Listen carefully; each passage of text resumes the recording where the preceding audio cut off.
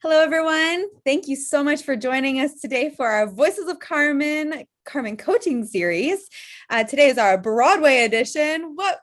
We are so excited to have our panelists here with us today. Thank you so much for everyone who's joining us online as well. Just another reminder that today is being recorded as well as live streamed on YouTube. So if you don't want to be seen, just click that little camera button in your bottom right or left-hand corner and mute yourself. And we are going to get started. CJ, you're muted. Thank you. All right. Thank you so much, Lauren Arazo, who is the company manager for Voices of Carmen and all things fabulous and wonderful, helping us look good. Lauren, I would love for you to put up our slide deck, and I want to sort of frame what we're doing today. This is our coaching series, and Voices of Carmen started the series back in April to really prepare and get the cast of 2021 ready for a production that we're going to build together in collaboration this summer. And so if you're unfamiliar with Voices of Carmen, it is a musical adaptation of the opera Carmen set in a high school. We launched the premiere back in 2019. And we did a virtual Voices of Carmen and a movie musical in 2020.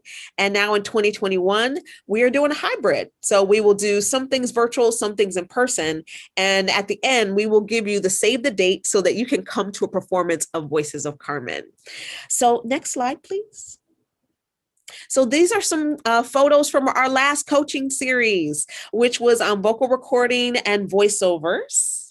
And we always have some of our young people step up, be brave, and try some things and get some feedback in real time. Because it's one thing to sit in a workshop and take notes, right?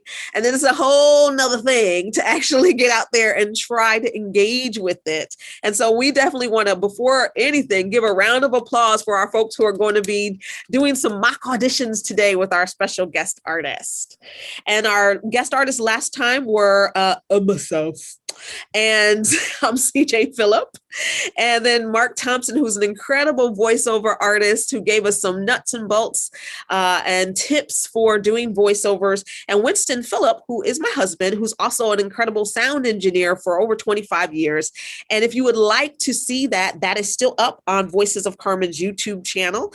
And so we leave those up because it's not only learning for us as a community with Voices of Carmen, we now have 3 different cast of alumni, so over 100 young people have been through this program, but for their friends and family members and folks who are like, I always say, people tell me I have a great voice, I should do voiceovers, but there's a chasm between that and knowing what to do. So hopefully you can come and make the Voice of Carmen YouTube plays a place where you learn new things that are useful to you in your dreams and your career. Next slide. Boom, boom. Today, we have some very special guests with us, both of whom I know and love and quote often when I'm teaching and when I'm sharing stories about theater. But we also have 2 wonderful cast members who are going to help to introduce them. And so our guests today are Marian Caffey and Wendy Cavett. This is our Broadway edition of the coaching series. And I would love to have Kayla start us off by telling us a little bit about Wendy. Okay. Hi, guys. Wendy Bobbitt Cavett is currently the music director for Broadway's Come From Away.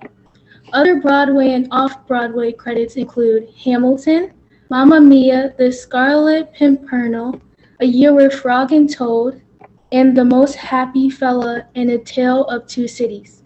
National and international credits include The Who's Tommy, Mamma Mia, and A Chorus Line. Musicals in development are Super You, a female superhero fantasy, and Bloom, set in a world where flowers reign supreme. Wendy is on the theater faculty of Wagner College and the Hart School. She recently collaborated with educators in New York and El Salvador to develop the Triple Threat Workshop, which explores the musical theater canon and its intersection with artists and cultures of Central America. Awesome. And we have a little bit of show and tell. Yes. Lauren, do you want to frame this? Lauren, do you want to frame this? Tell us what we're looking at. Absolutely. So this is Wendy playing some play out closing music for Hamilton on Broadway.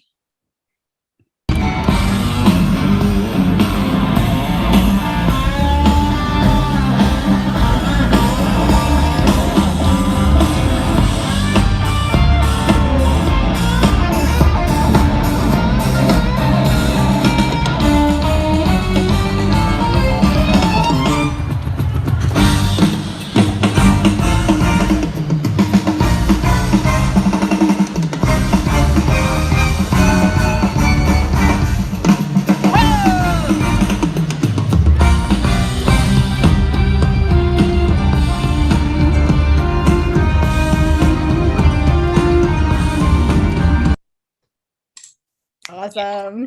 Sorry. I mean, we could watch it again. That was pretty awesome.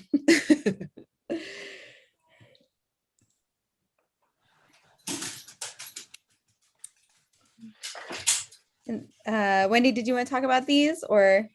This is just like, something we're going to talk about today is how you do all sorts of different things when you're an artist. You don't just do like the one thing. So I do a lot of music directing, but one of my dreams has always been to play in a band. And it didn't actually happen until I played in a band with the church that I go to. And so I get to play with all these people that I never would have gotten to make music with. And this is just some of the times that we've played together. Awesome. Thank you so much. Thank you, Kayla, for that introduction of Wendy and for those little snippets of your world, Wendy. We are now going to have Genesis introduce Mary and Kathy. Hi everybody. Marion Caffey is a producer, writer, director, and publisher. Marion has the rare distinction of having written, directed, and performed and choreographed on and for Broadway stage. He is the current producer of the iconic show Amateur Night at the Apollo with Steve Harvey. His work has appeared on Broadway, Japan Network Television, PBS Great Performances, the White House, the JF Kennedy Center, the Apollo Theater.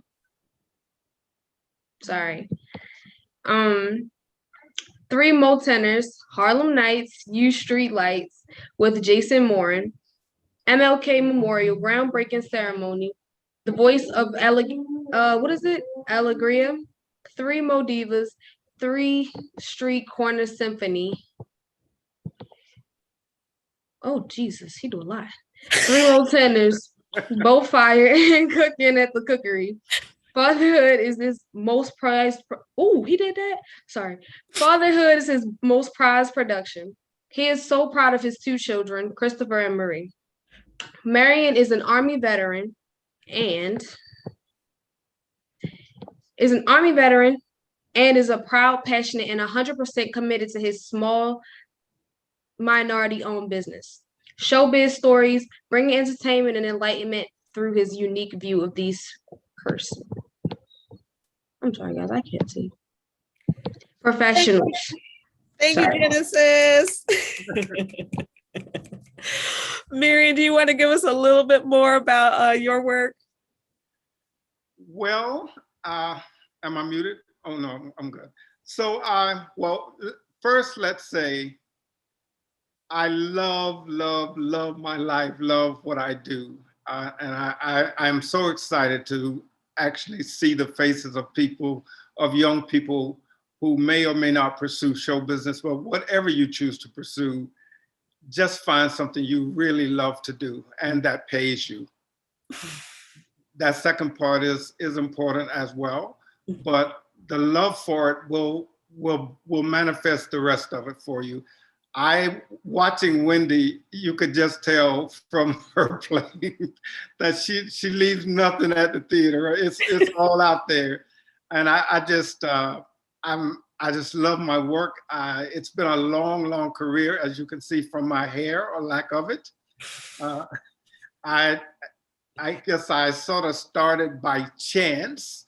I Ooh, did a before community. before you go there, Marion, I do want to give our young people are going to interview about your start. So thank you for that wonderful morsel. And I love what you do. Right. So we're actually going to switch and go back to Kayla. And Kayla's going to do a little ask of some origin story for Wendy. And then Marion's going to hold that origin story for right after that. So we'll do a little back and forth on that. Cool, thank you. Marion, you take directions so well. I learned. Right? Okay. Hi, Kayla. Hi guys. Okay, Miss Wendy, where are you from? I'm from Hartford, Connecticut. Not West Hartford, but Hartford, right there. Okay. And when you were my age, what were you interested in? How old are you, Kayla? I'm 16. Oh my goodness. Okay. So by the time I was 16, I was interested in having a part-time job and making some money. But I had already started doing theater, right? See, aren't you? You really feel like you want some independence. So, so now the theme of the day is so far, love what you do and make some money. Now we have two themes already, but that was it. So I was dancing and singing. I played piano because I loved it. I didn't start studying until I was 14. So by the time I was 16, I was studying the piano and starting to like use it as not just a creative thing, but I was, doing some accompanying for money. Yeah, that's what I was interested in everything at your age. I still hadn't figured out what path to take. All right. And how did your career begin? I went to college as a performance major in piano and I went to Carnegie Mellon, which is a very good theater school. Got some head nods from Perry Walker there. So my piano teacher said to me, don't go to a conservatory. He wanted me to go somewhere where I had a little bit of latitude and I could explore the options. Because like I was saying with you, Kayla, I didn't know what I wanted to do. So I went to Carnegie Mellon, which was a great theater school. And that's where I figured out how much I loved making music with other people. And then I started doing a lot of theater work as a pianist and an arranger and a musical director to make money. And by the time I graduated college, I thought I wanted to be a classical accompanist, and I did it for 1 year. And then I realized I hated it. And by that time, I had already started really doing a lot of theater, and I just jumped from one branch to the other branch. So that's how it started. Okay. Awesome. Thank you so much, Kayla. Appreciate you checking in and getting those origin stories. Now it's Genesis' turn to introduce herself and ask Marion a few questions. Okay. Hi, my name is Genesis, and I'm going to interview Mr. Caffey. So, Mr. Caffey, where are you from? I am from Gainesville, Florida. Ooh. Okay, so when you were my age, like, what were you into? Like, what were you interested in? And how old are you? I'm 15. Well, to be truthful, at 15, I was interested in 15-year-old girls. And then for work, I guess related to the business, all I did was play records in my room. That was when there were records on my record player in my room. And I played everything from the Temptations to Gladys Knight and all these things showed up really a lot later that had to do with CJ. But I just played music all the time. And I was in the high school band and I ran track. So that was what I was doing at 15. Okay. And how did your career begin? By, I guess, luck or God or both. I loved theater, but I'd never done theater. I was in California actually playing volleyball, trying out for the Olympic team. This is many years after the Army and all of that. And I tried out for the chorus of Porgy and Bess. and there was a community theater production of Porgy and Bess. I tried out for the ensemble, I got the chorus. And one day I was sitting on a step in rehearsal, and the lady that was doing Bess was from New York. Her name was Priscilla Baskerville. And one day she said to me, my nickname was Chip. She said, Chip, you know, you're really good at this. You should come to New York. I didn't know any better than to believe her, get in my VW Beetle, put a U-Haul trailer behind it, and drive to New York on her word only. Never been to New York. And I arrived September 10th, 1981, and knocked on the door of a Broadway show called Sophisticated Ladies, and asked, was there a girl there by the name of Priscilla Baskerville? And they said yes. And she came to the door and she said, Chip, what are you doing here? I'm like, you told me to come. And I had no training, no nothing. I just showed up because she said I was good. And here I am, I guess 35 years later. I have hired Priscilla to work for me, and she's been a great friend. And that was the beginning of my showbiz story. I didn't know anything or any better than to just come. That's good. Because I was supposed to do this.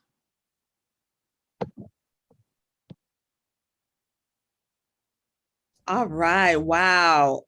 So many things I just learned, Marion. One, I didn't know you played in the band. Yes, played drums at Florida A&M University. Wow. Wow. What an incredible story. So thank you both. And thank you for our folks who helped with our opening interviews. I want to frame this particular coaching session. Each time we're learning different things. You know, we learned a little bit about our instrument, our body, how it works, how we use our voice. Last time we learned about how that instrument interacts with electronics, with speakers, with microphones in the studio, and what the language is when people are going to be talking to us in studio. And here we are the day before our first rehearsal, right? So tomorrow, 10 o'clock, we all going to come into rehearsal room, go around our virtual circle and introduce ourselves, what role we play. Are we a cast member in Voices of Carmen? Are we a crew member in Voices of Carmen? And just start to get to know all these people. So as I see Marion is smiling, Wendy nodding, you've done this 100 times. A new show. I'm nervous already for you. I got butterflies just with you talking about it. Oh. So it's a new show. It's not a show necessarily that has like this long legacy that's been out for 10 years or is a revival, right? So every Voices of Carmen show is designed to be fresh and new with the cast that's coming to it. And so the topic that I want you to start to unpack for us and just jam on between the two of you is preparation and collaboration. And sort of when you're going into a new show with new people, new creative environment, you're creating a character, you're creating backstory, you're working with maybe a new director or musical director. What's going on in your mind? What are some of the things that we need to have going on in our mind, right? I often say when I was a teenager, I didn't even know what I didn't know. It was all new information. So we are clean slates, and Marion and Wendy, feel free. I'll stay unmuted. You can have a conversation with me or with each other or with anybody here to just talk about what preparation and collaboration looks like. Wendy, you can go ahead. Coming into a new project. Well, here's the thing. I have a question for all of you that are in this chat right now, this virtual room. Are there any of you that have never done a show before? Can you just raise your hand? So there seems like, okay. And if you have done some kind of performance before, will you raise your hand? Just raise your hand if you've been on a stage before. Ooh, okay. So it seems like a lot of you have been on a stage before. Okay. That was one of my first questions because Marion, I'm thinking about how preparation is like the long-term preparation that we do in our lives, that we're like training ourselves. And then I'm thinking about the particular preparation that one does for a project that's starting, and how they are not quite the same. So do you think we can unpack that first and dig down a little there? Yes, I think for prepping to get to that show, that's the long work. That's the going to classes. That's studying. That's making sure your body is fit. That's making sure your mind is fit. That's learning how to study your script. If you're an actor, learning how to read, just read, period. I mean, because there people sometimes show up and you begin to notice they don't read just English well, let alone a script. So the prep that you've done in 3rd grade, 7th grade, 8th grade, that's the prep, right? That's the long prep. The prep for that first day, and of course, if you're the musicians, I mean, you would have gone to music school. You would know a 16th note from an 8th note. You would know an 8th rest from a whole rest. You know, all of that's the long study. And that gets you to the day before the new show.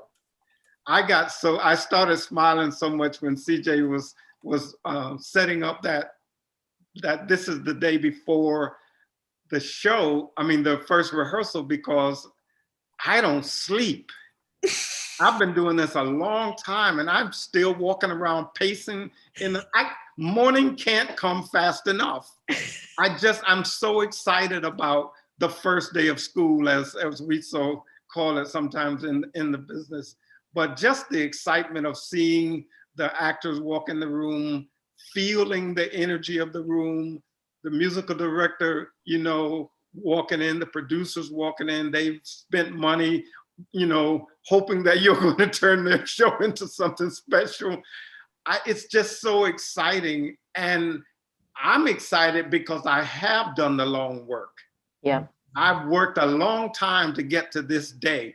Every opening night, I mean, day before rehearsal, same thing. I feel confident, but not arrogant about it, because you will learn what you don't know. Even in your long work, you'll discover that you didn't know something, and the actors will teach you that, the MD will teach you that, the choreographer will teach you that, something that you thought you knew that you really didn't know until you showed up.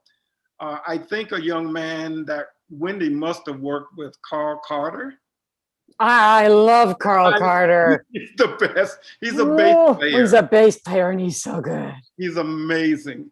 I mean, he's taught me. I was just listening to some of his work yesterday and I didn't know about this coming. He works, I think, for You Now and Come From Away. He does. He's done almost every show I've done. I call on him every time I can. And I was listening to him yesterday, and when I was doing my walk, and a bass line came over the headphones. I'm like, oh my God. I literally called him. I didn't get him, but I called him, and I haven't spoken to him in 2 or 3 years. I just wanted to say, Carl, thank you for caring about that bass line, you know, in Three More Tenors. It just, and that's the long work. He had done the long work. And then every new show, you know, you come in and it's so exciting. And enjoy the excitement. That's what I mean, when I first came on and CJ was saying, I was so hyped about it, because you really have to enjoy every moment you can, because every moment is not a good one. But by the time you get to my age, if you haven't taken advantage of enjoying the moments, like I could watch Wendy enjoying her moment on the piano in Hamilton. I've never seen her play. And I was getting goosebumps just watching her play. Like, I want to come see her play in the pit. You know, that's a show in itself. Maybe it's about investment. I want to unpack this thing about the difference between being an instrumentalist and being an actor, because, you know, you can study your instrument and it's outside of you in a sense, even though you engage with it in a very personal way. But as actors, singers, you're the instrument. And so all the preparation that you do is taking care of your health. It is taking dance classes. It is taking a voice lesson, you know, situation. It is getting into acting classes. However, there's also this element of at your time of life, you may not have had those experiences yet. And I think that's a big piece of preparation is like preparing with what you have and where you are, so that if you know you haven't done formal training yet, the things that are in your power are, I've read my play. I read the play, or I've been singing a lot with the radio, and I've been drinking a lot of water, and I've been getting a lot of sleep, and I'm eating well because I want my energy to be really consistent. Like my temple is in a good place. And then, oh, the other thing I wanted to say, Marian, about what you said is that you don't know what you don't know, because you're going to walk into the room and then everyone's going to throw everything at you and you're not going to know it. And that's a big piece in our world, is that the fact that you have to come to grips with the fact that you're always going to be not knowing something and you're always going to be learning. So if you can't be afraid of looking funny or looking silly because you don't know. So can we just like talk about that? Because I think that for me is like one of the biggest pieces of preparation and collaboration, is being okay with not knowing.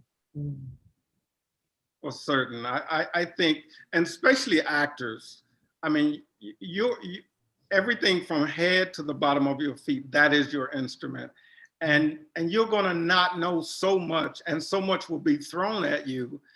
I guess the big thing is to just be open, especially actors. You have to bring all of that information in and then regurgitate it to, and then in 3 minutes it's going to change. If Wendy gave you the first 16 bars and I'm in the room, the 8th and the 10th bar will change, because I'll walk over there and whisper something in her ear, and she'll then have to say, we're going to change that second bar. We are, because he has right of first refusal. Right.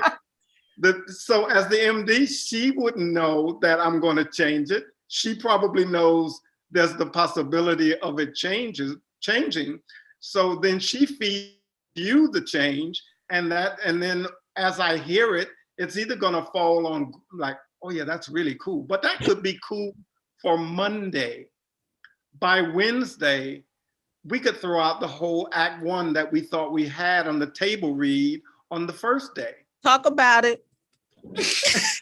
I mean, it's just what theater is. It's a living, breathing thing. And you can't get so frustrated because like, God, I hate him. He changes every day. But the fact that you can change with him, that's the brilliance. That is you're just clay that has to be molded into these things.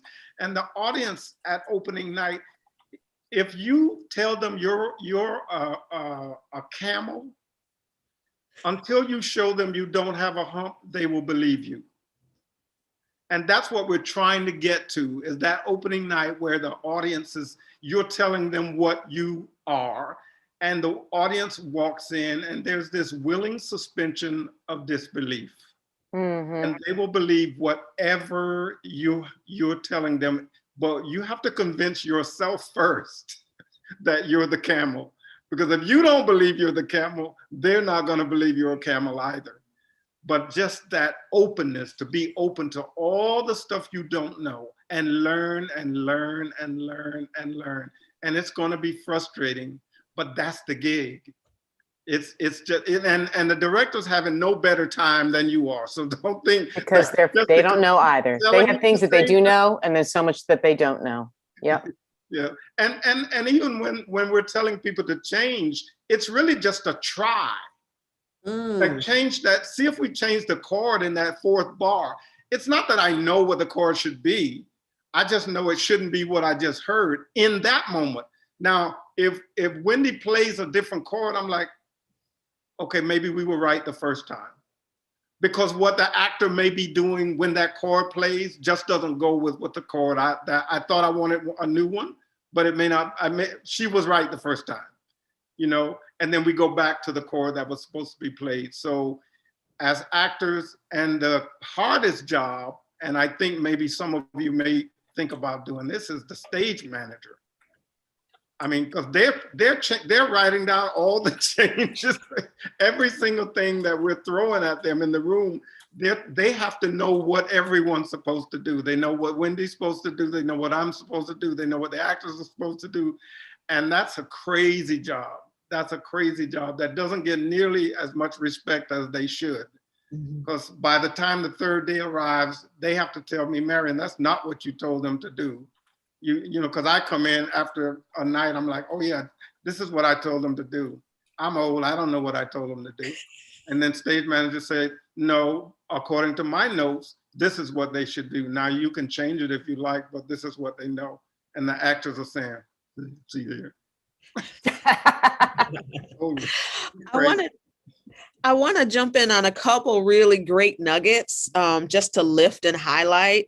I love, Wendy, when you were saying prepare with what you have, right? I remember being poor, but in New York and hungry. I didn't have money for $15, you know, they're not even 15 anymore. They're like $18, $20 classes. So I used auditions as my classes. I would go to 6, 7, sometimes 8 auditions a week. I'd be auditioned for stuff I know I'm not right for. Like, girl, why are you up here in Fiddler? Why? For this free class. And I got really good at picking up really diverse and different choreography just by going to audition. So although I couldn't pay for classes, there were some people who were really great at class, but not great at auditions. I got really great at auditions because that's all I could afford. So smart. So that was one thing. And then Marion, you said just this idea of change is try. You're just trying stuff. Change is not something to take personal. It's not, anything like no one's done anything wrong. We're in a playground moving things around to see how we can make these blocks stand up like a castle. And having that flexibility to move something in a completely different way. And when you've done it a bunch of times, there's nothing that's holding on to any of this. We call it, you're not married to any of this because it may change exactly back to where it started from. And that mindset of, well, that's where we started from. That's a waste of energy and time. We're all just playing and trying, including the director, the musical director, the team. And so the more flexible the artist in that, including stage management, who's got to write it down, change it, cross it out, keep it all straight, the better off the entire project will be. So those are 2 nuggets that I pulled out of that. And now I want to give an opportunity for any of our audience, cast, crew, folks on YouTube, if you have questions or things that resonated with you, to share those with us for Wendy and Marion. And I know we have Perry and Lauren looking at the chat to help us. Maybe there's some questions earlier. I want to say something as they're kind of looking at the chat. Marion, you talked about how change is try. And then I was just thinking about how every one of you that are going to be in the cast or on the crew, that you become the production. Like, it's not like this is something that is like a book and it's like the pages have words. This is a living, breathing thing that you're going to be making. And so you're going to be changing it just because you are the ones who are experiencing it and bringing it to life. So even though Marion has this great vision, or CJ or I have a vision about what we think this production is, the minute we get into that room with you, it has to change because you are the production. And that's like the really exciting piece of this. No one has a right to say it's this. It can never be static. It always is going to be fluid. And you are teaching me something by you singing the material. You are teaching us something by performing it. So we're always learning too. No, I love that. It's like this. It's like so symbiotic, isn't it? And one actor can change everything. Absolutely. You think you have an idea about this character and you put it on an actor and have them read, and you're like, wow, I never even thought that line could be read like that. And that the way that the inflections on that line can inform the next 5 lines or that whole scene. So we're so dependent on you to walk in that room ready to try. We're all dependent on it. And the production will not live if you don't get actors in there that are willing to play and become fools. We all have to be fools. We all have to be fools. Foolish and fools. Educated fools, but fools nonetheless. We have to be. Theater doesn't get made with this, everything serious is a serious, like, no, there's always foolishness going on. And we have to be. That's what it's sort of the heartbeat of that room is craziness. And you know, there's somebody organizing the insanity, but it truly is crazy. I mean, when you think about what we do for a living, it's like, really, that's what you do? Like, yes, like, you know, crazy idea come out of my head, and it like I tell it to somebody, and then they make it into like Hamilton. You know? Yeah. Like what? Yeah. I mean, Lin-Manuel must have the most crazy head of any human I've ever known. All of that to come out of one man that's really insane. Wendy, That's so true. Okay, so Marion, you were talking about how when an actor reads, if you read the line a certain way, and Marion is like, I never thought of it that way, or he's like, oh, I like that, let's follow that.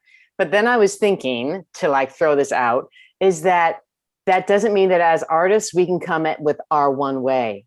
That again, like, it's always this idea that we come in with our idea to play with the game, but then if someone else is playing the game and they're like, no, let's try it this way, can we be okay with going another direction? Which kind of bleeds in from preparation into what is it like to collaborate, because it means like no one's way is the one way or the right way.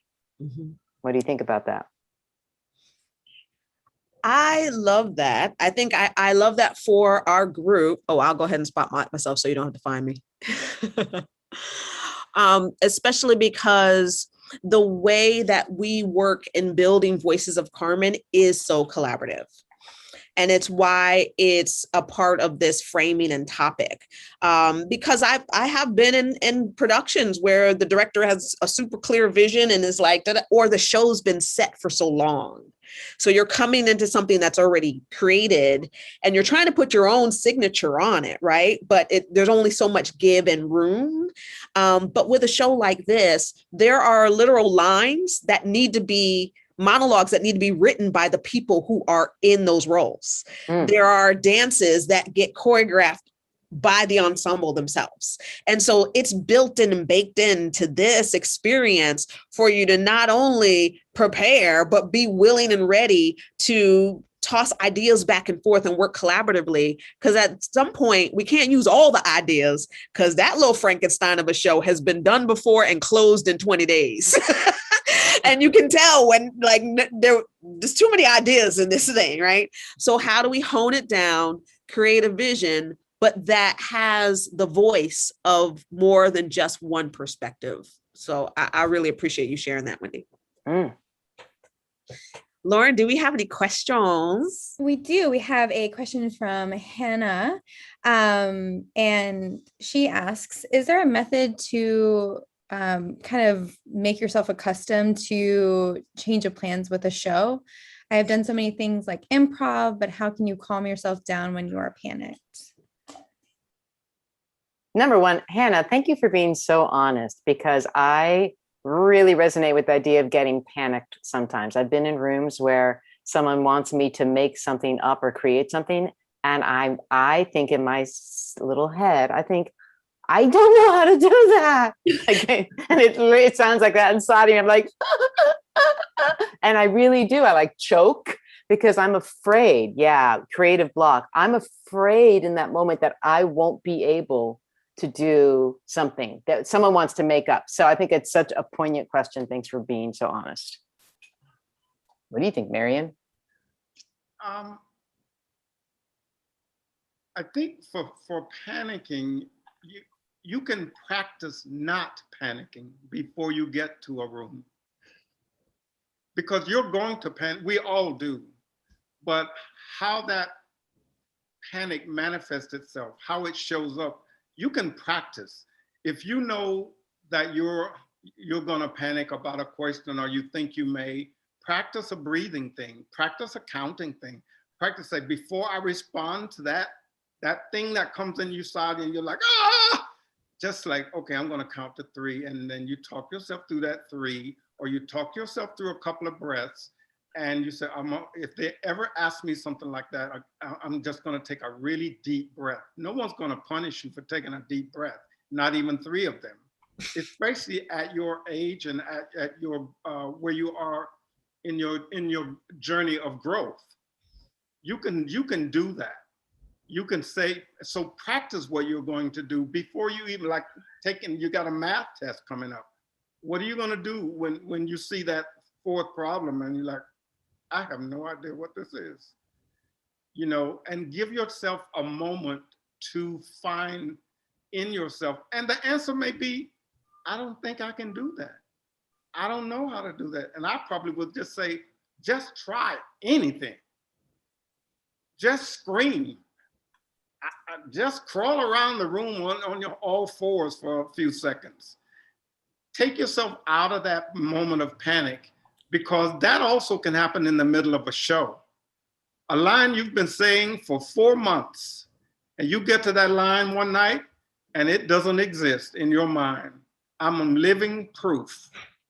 I have walked out on stage with my friend Stanley Mathis, and we had a line back and forth, and we did this thing, stepped out on stage, and the spotlight hits me, and nothing, zero. Nothing in my mind, my body, my spirit, my soul had a clue where I was, what I was doing, why were they shining that light in my face? And it felt like about 7 weeks out there. And I'm sure it was a matter of 2 or 3 seconds. And then Stanley said my line. And then I said his line. Okay, now we got the thing backwards going. Then he doubled up his line and we got out of it. And to this day, I'm sweating right now thinking about that. And that was probably 25 years ago. So we all panic. You know, some are better at covering it up than others. But I think be brave. You're a theater, you have to be brave. You're wearing no clothes all the time. And you just have to be brave. You know, so practice being brave. I think practice, what's my panic thing? Is it pinching myself? Is it slapping myself on the thigh? Is it hitting myself in the head? What is it that gets me past this moment? And the moment just may be, Mr. Director, I can't do this right now. I don't have a clue. Can I take 3 out of the room? Can I walk around the room? Can I go to the bathroom? May I be excused? Or ask CJ, you know, another actor to do it, and then you'll get braver and braver as it goes on. Boy, I love what you said about breathing. I so agree. I'm actually typing what he says, like breathe, practice being brave, and then just do anything, try anything, because sometimes just doing anything helps the other person. Now we're in collaboration, and it's not just like someone's making you a puppet and you have to do it. If I don't understand something, I realize, I have to breathe because I have to calm down. And I love the idea of like, just do something to kick you out of it. And then sometimes I'd say, I don't understand. Yeah. And so then we have more conversation. But I love, like you said, practice being brave, because there does come a point where I have to like try something, even if I think it's really stupid. I have to be like, bleh. Right. And then the coworker is like, yeah, you know, oh yeah, that's it. Then you're like, no, yeah, okay. You know, sometimes it starts out super stupid and then it finds its way. Maybe that's part of it, is being okay with it being stupid or being bad when you start out. Like you're like, just do something. Yeah. You have to be able to be a fool. Yeah. Yeah. And I also love this idea, Mary, because it reminds me of when I first started writing songs. And I'm not a musician. I'm a plunker. I have some recordings of me plunking that are hilarious. And you can hear me thinking about what the next note is to play. It's like, dun, dun, dun, dun, dun, dun, dun, dun, dun, dun, dun. I don't mean a thing if it ain't got to swing. It's me playing. And so to write a song seemed like such a hurdle. So the practice, that panic was me even practicing by myself, thinking, this is horrible. This is ugly. This is so-and-so. Gosh, it's not great.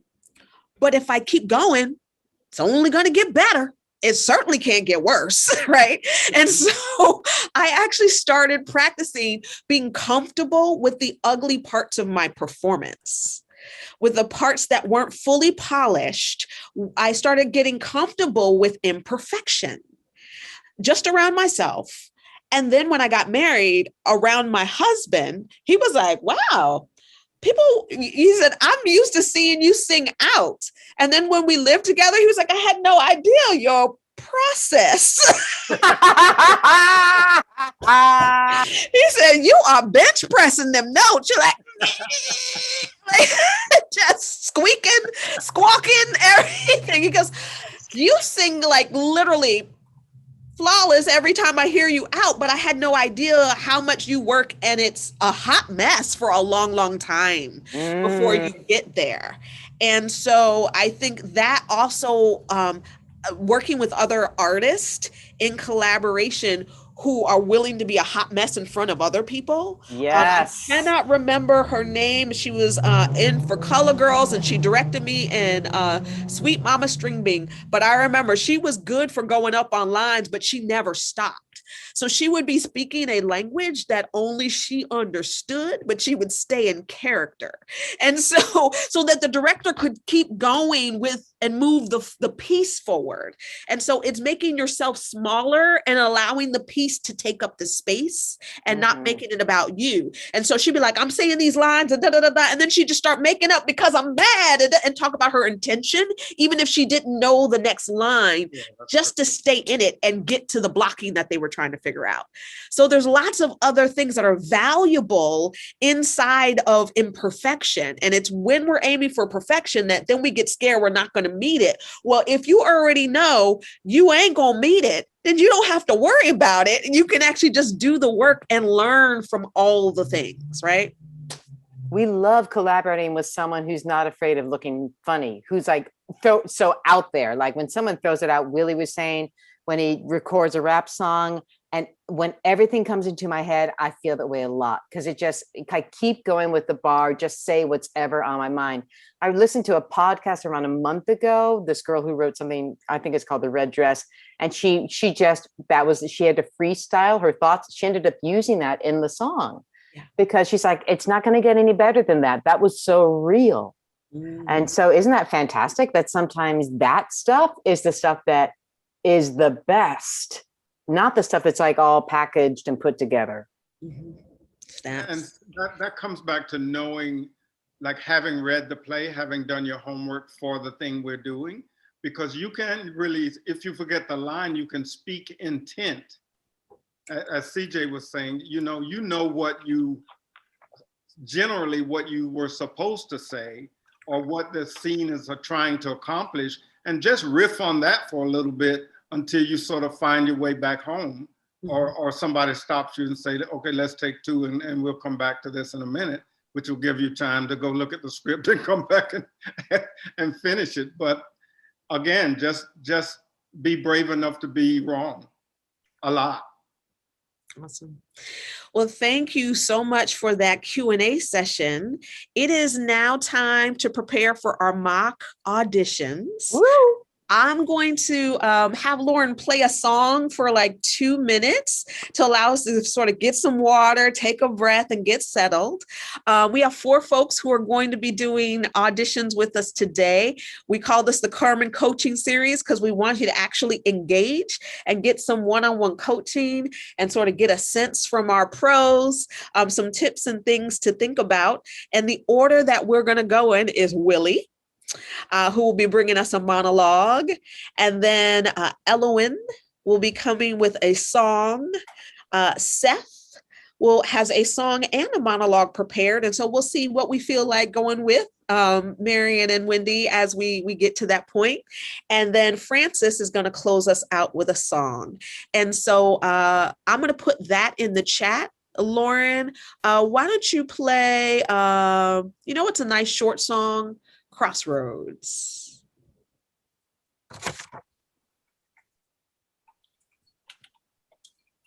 Feel free to grab some water. Voices, choices.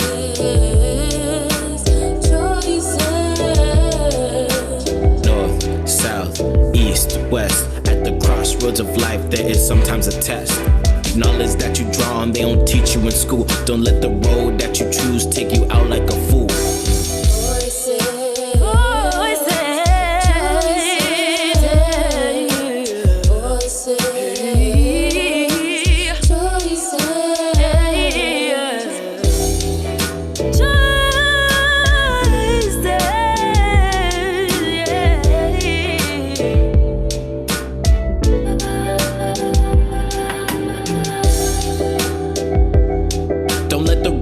You choose take you out like a fool.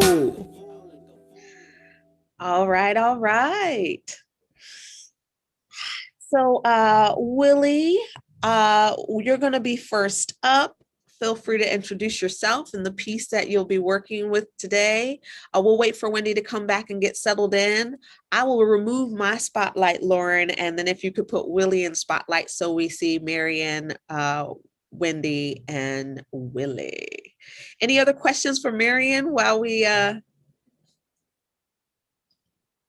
a moment? We don't have any currently. Marion, can you tell us a little bit about auditioning people for Showtime at the Apollo?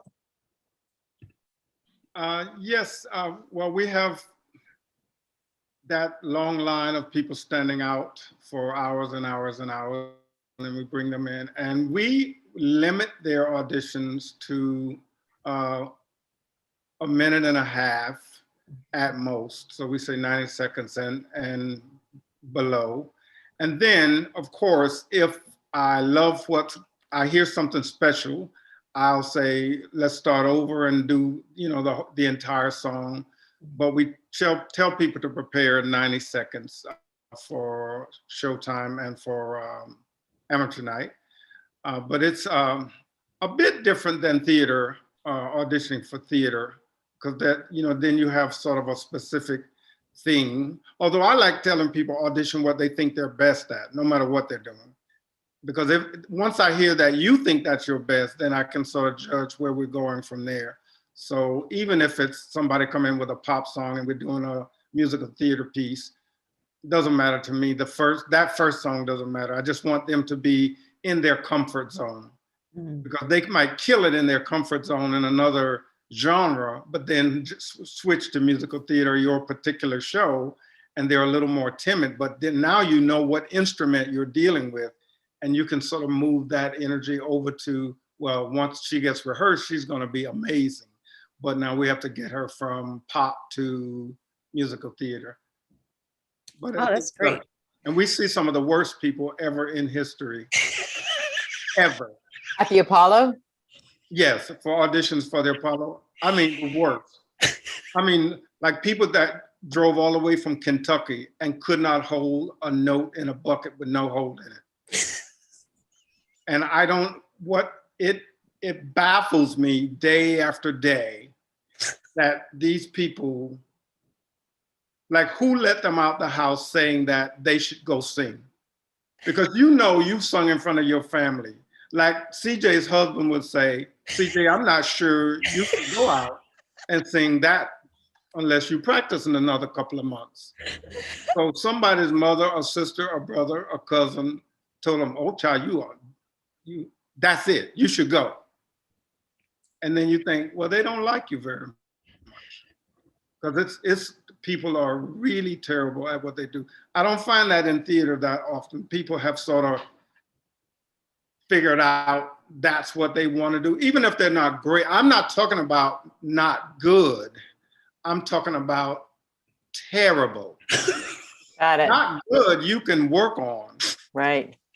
a person who shouldn't sing just shouldn't sing unless the not singing is comedy. And I'm not talking about carrying a note. I'm talking about totally tone deaf. And in that situation, do you just thank them? I thank them very much. Thank you. Because they were still brave. They were brave and they came. I mean, it's always respect. I'd never disrespect them, even in the worst. Mm-hmm. But after they leave and deep inside, I have my own party. Can we say maybe that's a piece of like knowing yourself? That's odd. That's tricky because it's context and situation, right? Like everyone should be able to sing and express themselves, but when you're going to bring it to the Apollo, you're setting yourself up in a certain standard arena. You're saying, I am at this level by even walking into the building, right? And so you have to be willing to be judged at that level. Yeah, I'm not talking about somebody who can carry a tune, but they're going to be a stage manager, but they're in the business. So you're sort of figuring it out. We all figured it out, right? Like I figured out I shouldn't be on stage, but I was on stage for a long time. But I just knew there was only a certain level I was going to get to. I was never going to be a star. And I like eating, I like having a house. And I'm like, you know what, you got to figure out some other way to do this. So, and I worked professionally. I worked on Broadway as an actor. But I knew other people around me, when you see that thing, you're like, oh no, that's what they do. And I'm just carrying the bucket here. So I'm not talking about people, I'm talking about people that are just, they got 3 legs and it's a 1-leg race. And they Marion, I can't with you. I'm cutting you off, Marion.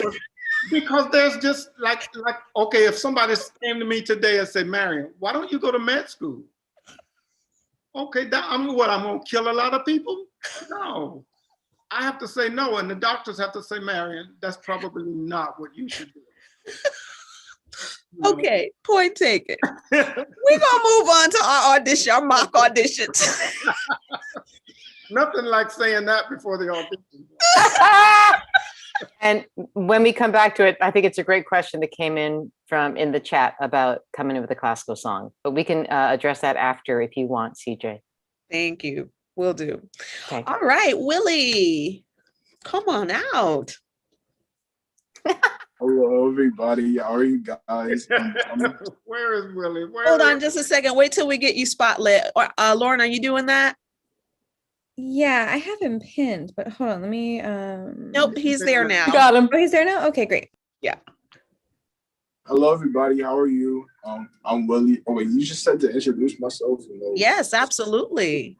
5 o'clock. Okay, so hi, I'm Willie Fitz. I'm a rising senior in high school. And Voices of Carmen, I play the character Dominic. I'm a singer, actor, rapper. I technically do a lot of things. I mean, I don't categorize myself. I'm just a person that just likes to do a lot of things involving the arts. So yeah, that's just basically simple introduction of me. Yeah. All right, Willie, what will you be presenting for your audition today? I will be presenting a monologue from my school that I've had. It's about a guy named, he's a teen, his name is Marshall, and the play is Treat Me Different. And this is a teen who is struggling to come to terms with his identity. I'm sorry. You need to mute someone, Lauren. We have a radio or something. Yeah, we need to mute someone, Lauren. I believe it might be coming from Willie because everyone else is muted. Is it coming from, wait, can y'all still hear me though?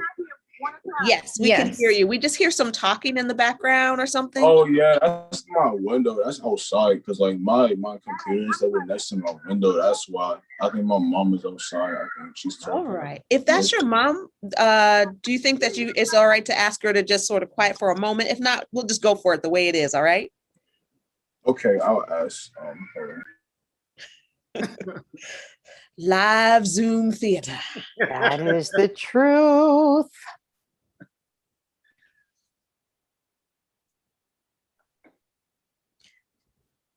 Okay, I feel like we got it straight. All right, Thank you, Willie.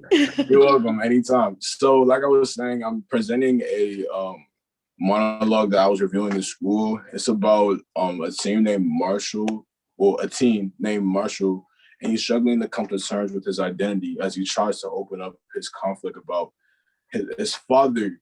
And I feel like that's, very interesting. It's a very interesting, character to play. So I will be introducing that to everybody. All right, let's go for it. Why can't I just talk to you? You're my father, ain't you? When you ever gonna be there for me the way I need you to be there for me? I can never talk to you because you never really listen to what it is I'm trying to say. I can't talk to mama because she hates my guts. I got no friends because they treat me different, and I don't want to be different. I just want to fit in and be like everyone else. I can't connect with anyone the way I know myself to be, and I refuse to connect with myself because I don't like who I am and I have nowhere to go. And sing. Thank you. All right, thank you, Willie. I'll leave it to Marian to start us off with any thoughts or questions you have for Willie. First, I really enjoyed the monologue, and it's a little difficult in that I couldn't see you as clearly as I want to. You're pretty far away from your camera. So can you come closer to the camera? Yes. Can you do the first couple of lines now? Okay. What's your name? The character's name? Yes. Marshall. How old are you? It says roughly around. No, not it says. Decide. How old is he? He's a teen, so my age, 16. I'm 16. What school does he go to? Public school. It's a public school around. What's the number? Public school number 157? No. Let's see. It isn't like in the. You're talking about in the. No, I'm talking about his school. When you go to school every day, the character. Yes. Walk up steps to get there. What's the name of the school? Roosevelt High? No. Mead High School. And when you walk in, do people tease you about you don't know what you are yet? Or is that a secret? I say yes. They tease you? Yes, because girls and boys tease you, or just the boys? Mostly everybody, because I'm doing a lot of things, versatile. I have a lot of talents, and the character has a lot of talents. And how does it make you feel when they tease you? It just makes me feel like an outcast at times. Do the monologue. Do the monologue. Go. Stay close to the camera.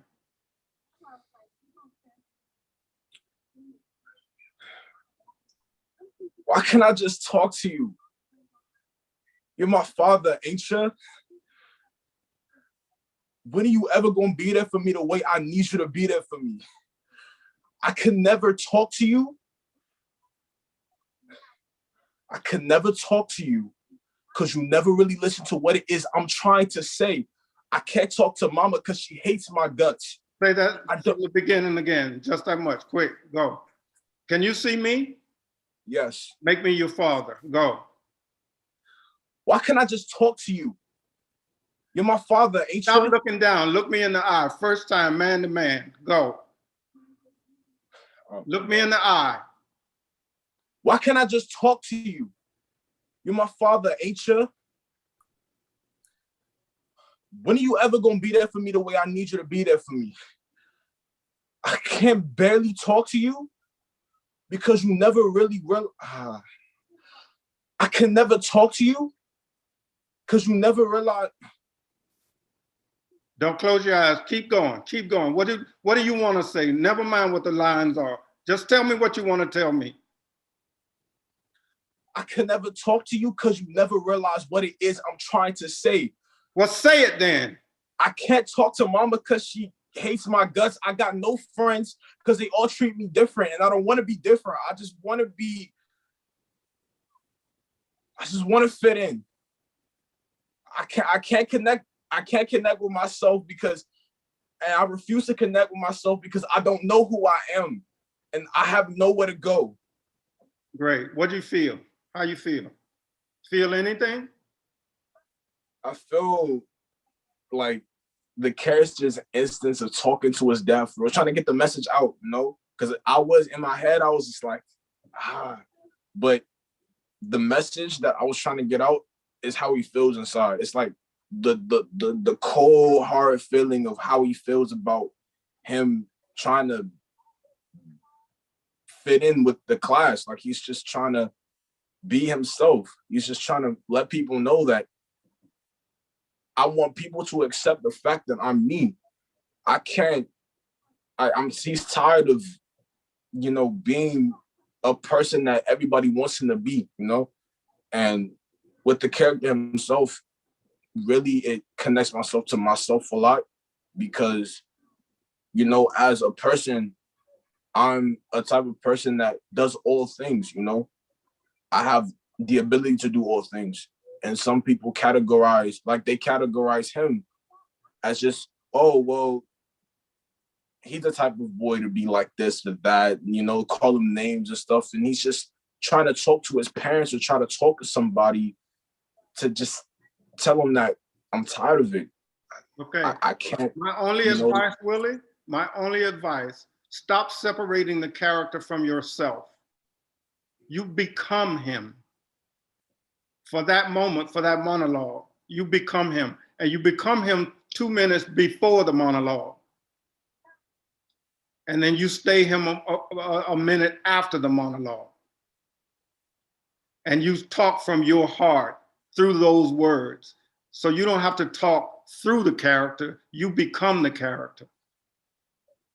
Just like when you were explaining to me just then, you were the character. And that's what you have to bring, that heart, that belief. For that moment, don't call me Willie. So if one of your friends say, Willie, stop, you won't even hear him because you don't know who the hell Willie is. Right? So that's the work. That's the work before you get to that audition. And you don't just do that, don't do these words just the day before. If they gave it to you the day before, you start and you do it and you do it and you do it and you do it and you become the character. Become them, not act the character. Actors who become the character, and you see them every now and then in movies, like, man, like, did you see Denzel in Training Day? Yes. Okay, that was scary, right? Yeah, it was. Right. That wasn't Denzel as we know him. Nah. Okay, that's the real work there. Now there are movies where Denzel is Denzel, but he got up off it in Training Day, and that's the goal. That's all I would advise. Just become him. Stop putting him out here and you telling me about this guy over there. You're not committed to him, because he can escape, right? You be like, well, that's not really me. Like, don't be thinking that's really me. That you separated yourself. Don't separate yourself. You should have your friends questioning you after this. Like, man, was that you? Character. Like, you figure it out. I'm doing the work. All right. All right. Okay. Bravo. Let's give a round of applause, some snaps for Willie. Thank you so much. And thank you, Marion, for all of that good stuff. We got some great stuff in the chat as well. I want to keep us moving and see if we can move to a song by Elowen. Hi. Hi, Elowen. Hi. Should I introduce myself? Yes, please. Go ahead and introduce yourself and your song, and then you can go ahead and start. Okay, awesome. My name is Elwyn Rogers, and I'm performing My Eyes from the musical Dr. Horrible's sing-along blog. And I don't know if you guys want me to stand up, because I can stand up, but if you want me to be closer to the camera, I can do that as well. Just make a choice for us, Elowen, and then Wendy Alright. will give you more feedback as we go. Wendy. Okay, I should probably actually sit down because you won't be able to see me if I don't. Okay. I also have my starting note because I'm singing a cappella. Got it.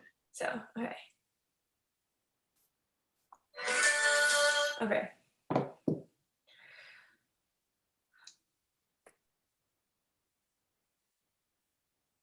Look around, we're living with the lost and found. Just when you feel you've almost drowned, you find yourself on solid ground and you believe there's good in everybody's heart. Keep it safe and sound. With hope, you can do your part to turn a life around. I cannot believe my eyes. Is the world finally growing wise? 'Cause it seems to me some kind of harmony is on the rise. Okay, that's all I have. Okay, awesome. Thanks. How do you Sorry say if I your cut name out. again? My name's Elowyn Rogers. Elowyn. Okay, great. It might cut out in the middle of there, but if it didn't, that's cool too. Elowyn, who are you talking to in this song? Oh, so I'm talking to my boyfriend actually, and I'm telling him how he's opening my eyes up to all of the good in the world. Great. What's your boyfriend look like? That's a theme here. What's your boyfriend look like? He's super buff and handsome and not my usual type, but he kind of took a liking to me because I'm a little bit nerdy. So yeah. So he's a little higher up. He's you moved up socially. What's his name? Yeah. His name's Captain Hammer. Where is he in the room? He's across from me. Okay, so when you sang the song for me, you want like this and that and that. What was he walking around a lot? What was he doing? Yeah, so my vision is that he's not really like looking at me. He's like, I'm like singing more to the audience instead of him. He's like, it's like from a third person. Okay, so I want you to talk to him instead. Okay. Talk to him. And where is he? Where is he sitting across from you? Show me, just point to him right now. He's right here. He's right there. What do you want to tell him? That he makes me really happy. Why do you want to tell him that? Because I really, really like him and I want him to know that. Ooh, okay. What do you hope that he does? If you tell him that you really, really like him, what do you want him to do? Respond with that in the same way. Ooh, what will he do? How will he show you that he feels the same way? Because he's not much of a singer. He's not a talker. No. Okay, so what will he say to you? That was that he makes me feel the same, that I make him feel the same way. Okay, good. You can even get a little more specific. Would he do something? Would he do something when he told you that? Yeah, he'll hold my hand or something. Okay. Sweet, yeah. Great. So get him to hold your hand. And a nice way to think about it is that when you're singing a song, to come from the opposite place. If you want someone to hold your hand, then you come from the place of, I've never ever asked anyone to hold my hand. Like, okay. It's not easy. So you come from the total opposite from where you want to end up. Start at the opposite place. Okay. Look at him and get him to hold your hand. Okay. Show me where he's sitting right now. He's sitting. Oh, sorry. I'm just getting my starting note. You got it. He's sitting right there. Good. Yeah. Okay. Take your time. Look around, we're living with the lost lost and found. Just when you feel you've almost drowned, you find yourself on solid ground. Good. Stop, Elowen. Why are you telling him about being lost and found and drowning and all of this? Don't you want him to hold your hand? So we're actually in a homeless shelter, and I'm telling him that we're helping all of these people as well. We're like living with them, like we're helping them out. And I'm across from him, and I'm telling him that because of him, we get to help all these people because he's kind of rich and more, and he's giving his money to the homeless. And I'm really passionate about helping the homeless. Good. Get him to understand you. Start again. Okay. Look around, we're living with the lost and found. Just when you feel you've almost drowned, you find yourself on solid ground, and you believe there's good in everybody's heart. Keep it safe and sound. With hope, you can do your part to turn a life around. Great, Elowen. So the only thing now I want to ask you is, what do you want from him? To understand that I'm very grateful that he's also helping the homeless, and that I really like him, and that he's awesome for helping the homeless and giving his money and supporting something that I care about. What did you tell me 5 minutes ago? I want him to tell me that he likes me back. Everything that you're saying is to get him to tell you that he likes you. Yeah. Everything that you're saying. So the last thing we're going to do is I want you to go back to the top, and I want you to sing what you're thinking. Okay. Don't sing the lyrics of the song. Actually sing what you're thinking inside, what you really want. Okay. Okay. You're just going to make up the words. Look around. Stop. I don't want you to sing the words of the song, Elowen. I want you to say, I'm really nervous and I think I just farted. Oh my God. Will you say, what are you looking at? Okay. Everything you think you might be thinking in the lyrics. Mm-hmm. Oh golly. Okay.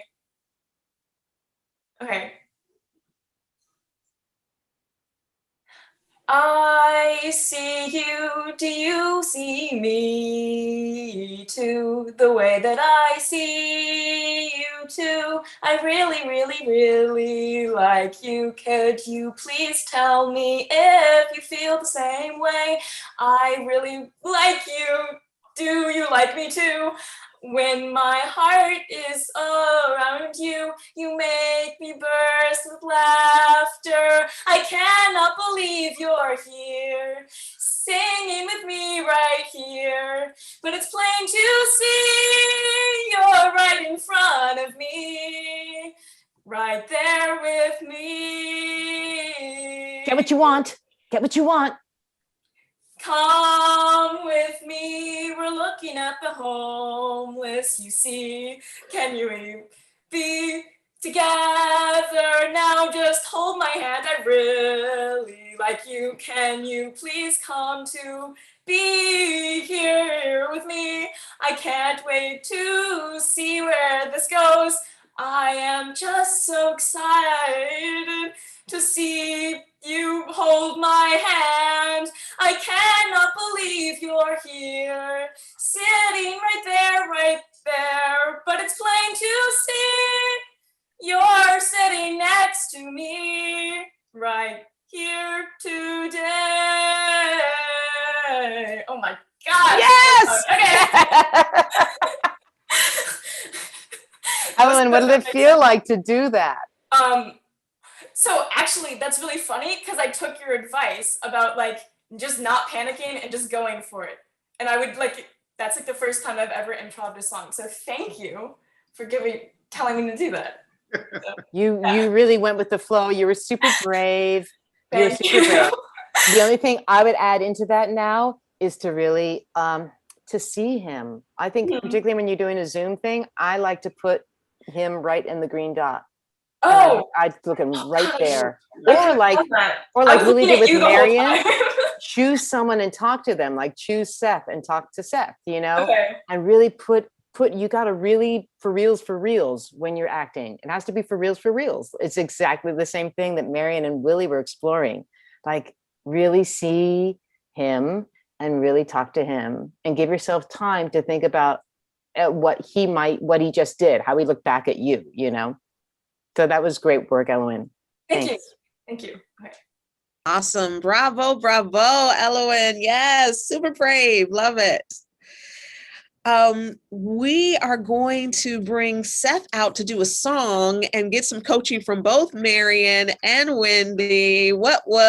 Seth's getting the treatment, the full treatment. So Seth, we're going to make this quick. We're just going to introduce yourself, what song you're going to sing, and go for it. And then Marion and Wendy will do some coaching. And yeah, we'll just see where it goes. We've had some great stuff so far. I love how much energy and excitement there is in the chat for all that we're learning. Thank you, Wendy and Marion. Go for it, Seth. Okay. Again, thank you for having me. And hello, hello everybody. My name is Seth Clemens. I am an actor, singer. I also play football. I love everything about. I just love anything music, like musical producing, playing piano. I love everything about music just in general.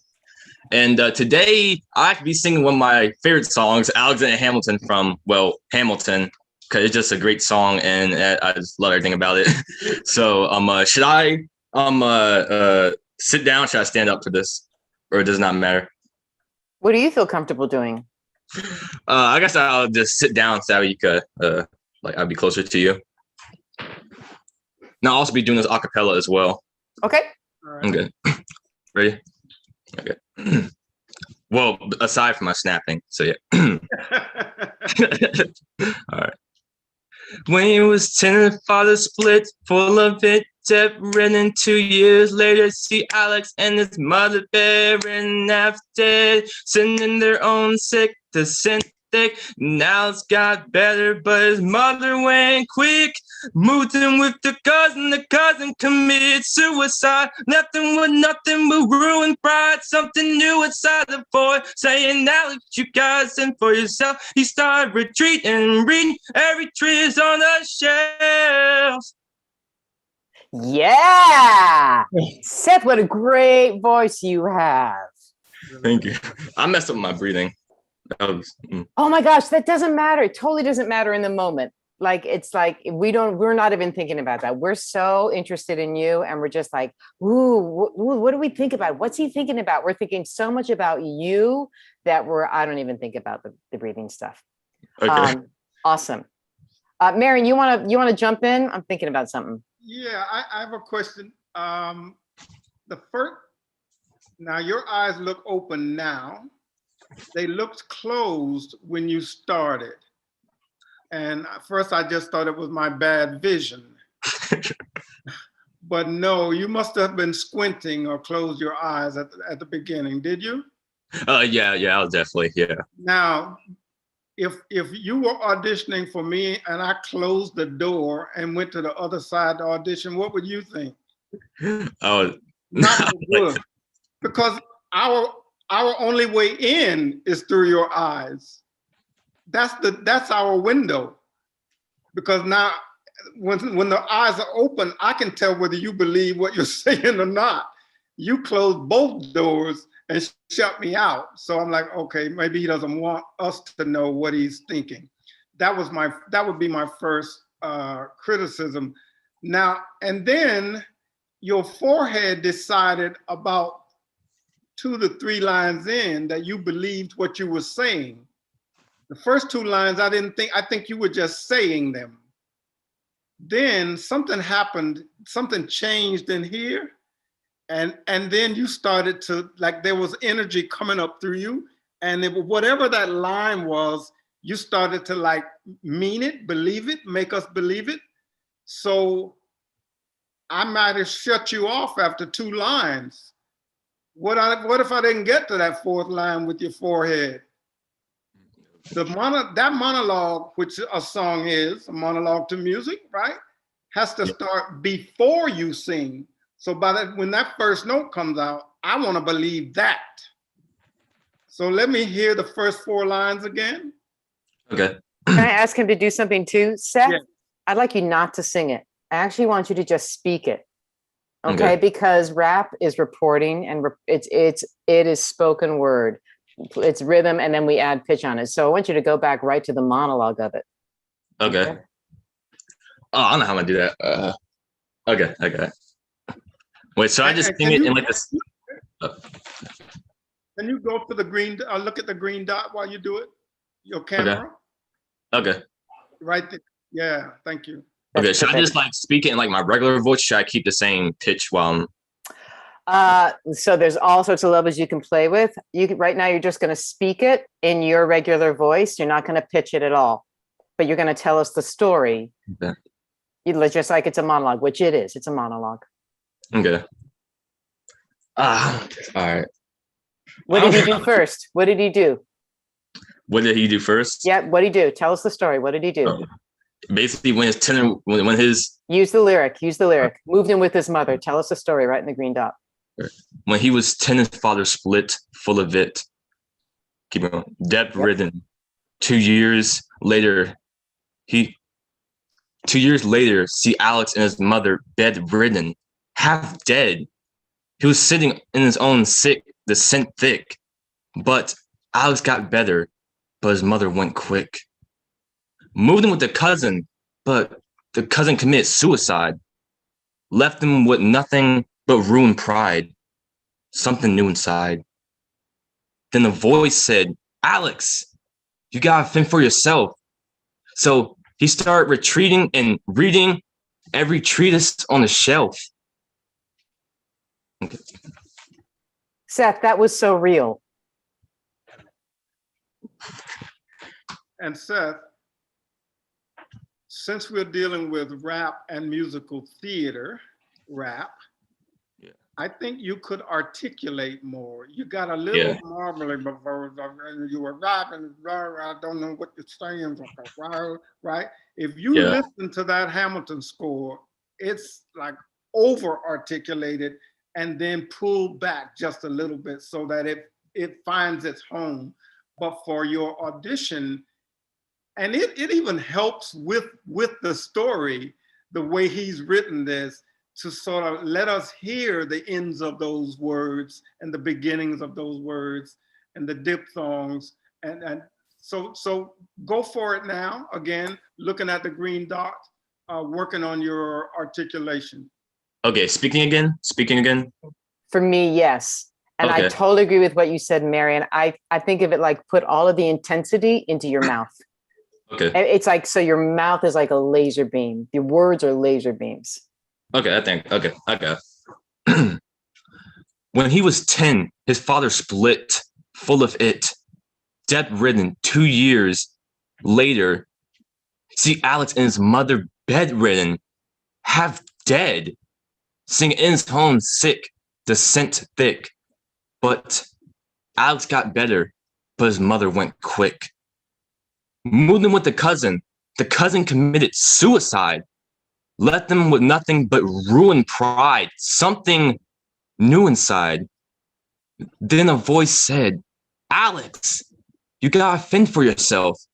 So he started retreating and reading every treatise on the shelf. Okay, I'm done. Great. Marian, do you want to put some pitch back in there? Yes. I think it's going to help him now. Let's do it, Seth. Okay, so singing now? Yep. Yeah, sing it and then look at the green at your camera. Okay. Not at your hands. Okay. Ready? All right. Yeah. When he was 10, his father split, full of it. What did you say? A minute ago, you said when he was. WH. Then as soon as you put with the pitch, you're like, I don't believe what you saying. Go. Yeah. When he was 10, his father split, full of it. Debt-ridden 2 years later, see Alex and his mother bedridden, half dead. He sitting in his own sick, the scent thick. But Alex got better and his mother went quick.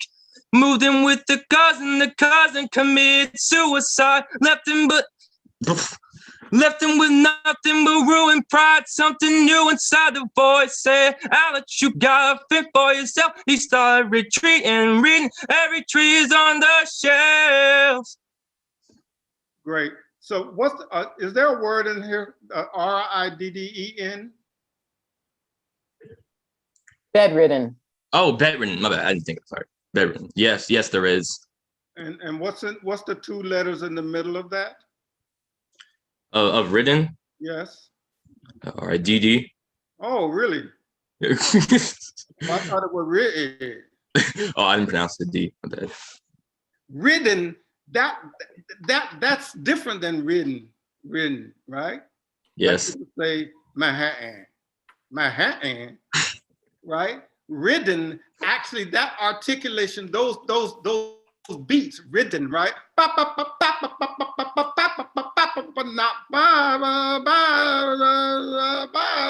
Right? It's not legato, right? Yeah. So that when it is legato, it actually sounds different than the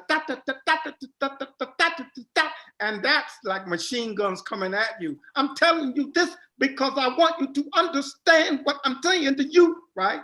But if I say, I'm coming to you, I want you to understand that's a different song.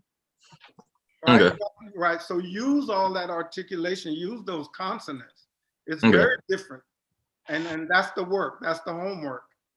Agreed. And for you and Willie, I don't want to think that we're saying you're doing it wrong or bad. It's a coaching, right? So we're telling you how we think you can make it better. And Willie, I forgot to say that to you while you were, there you are. So I don't want you to think that I was trying to tell you were doing it wrong or bad, right? Okay. Just I wanted you to commit to the text, commit to the character. All right, sorry. I love it. So Seth, I think everything, yes to everything Marion is saying, because it's spitting bullets. It's like there's a drum in your mouth. He started reading and sitting and everything found. It is like the way that Marion even spoke it. It was so rhythmic. And I will say Hamilton is not true rap. It is more like spoken word. So it is articulated, and these characters are very educated people, and that lends into the why they speak with such crisp articulation. And the articulation comes out of the desperate need for them to make us understand, So if you even use it from the force of like, you have to understand only from my words. If I couldn't see you, would I understand what you're helping me, what you need me to understand, like just from the words themselves. Yeah. You can think that you're performing for an audience of blind people.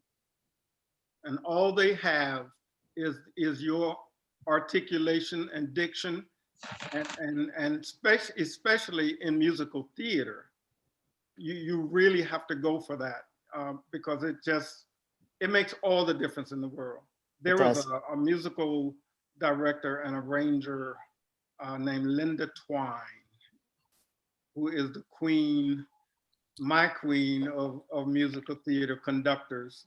But she worked on The Color Purple. If you ever listen to the ladies, the church ladies, the chirping church ladies in that show, as is Hamilton, as the same, but for another voice on that, without her beating them to death about the articulation of those ladies, I mean, she created that trio like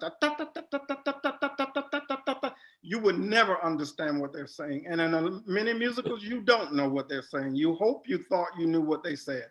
Not with Linda's show.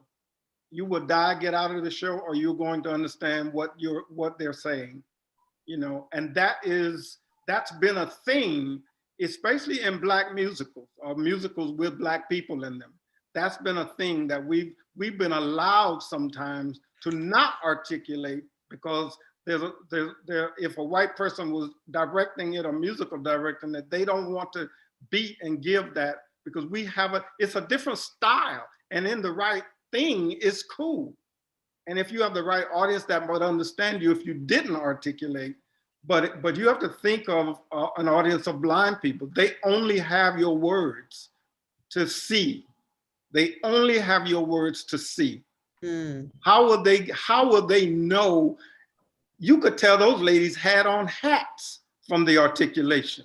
They could not have had on a hat with that diction, because you could just see the heads just a bobbing. So I could close my eyes and listen to those ladies and know, oh my God, that's my mother, my aunt, and my grandmother going to church.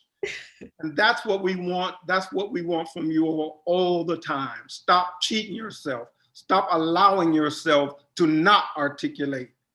If you listen to do you understand the words when you listen or watch Hamilton? Yes, I do. I definitely Good. do. Wouldn't you feel cheated if you didn't? Yeah. Well, just because I'm old, I had to watch it twice to get it. I couldn't find the thing. And I have a 17-year-old daughter like, Dad, you don't know what they're saying? I'm like, no, but I got 4 generations on you.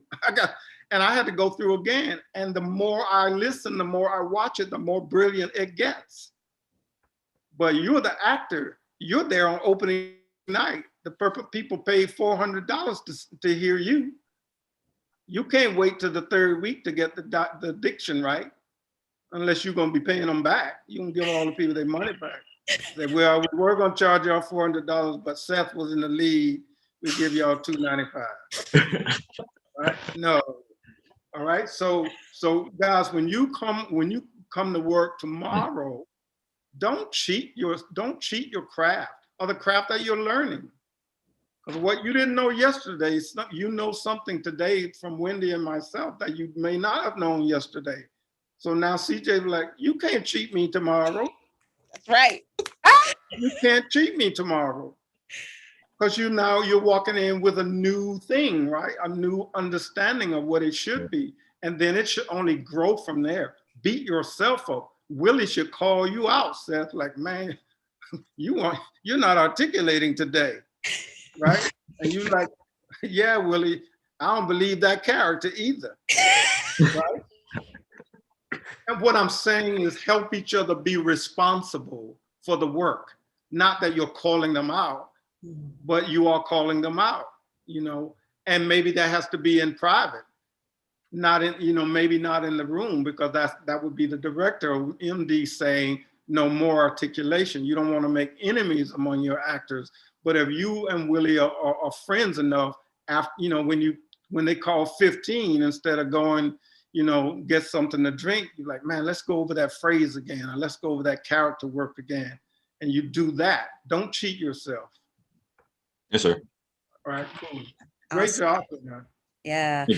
I have one question for Wendy about Seth, and then we have one last coaching with Francis.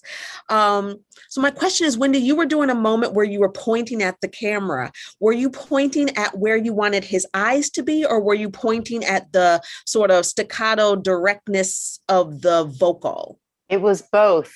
Thanks for noticing that. I don't know if I felt as if, Seth, when I went like this, you started looking at my finger more, because your eyes had been wandering, and I wanted you to come right into the dot and just like sink right into that, like come through the camera at me. And then it also focused your mouth, because when we know who we're talking to, we get more specific about what we're saying. So it has both purposes. Awesome. Thank you for that, Wendy. All right, folks. Last but not least, Francis is with us. Loving your glasses and your ukulele. Thank you. A quick introduction of yourself and your song, and go for it. Okay. Hi, my name is Francis Phillip August. I'm 17 and I go to Baltimore School for the Arts for music. I'm a vocalist, and I will be singing In My Own Little Corner from Cinderella. And I also have piano music with me. Oops. Oh, great. Thank you.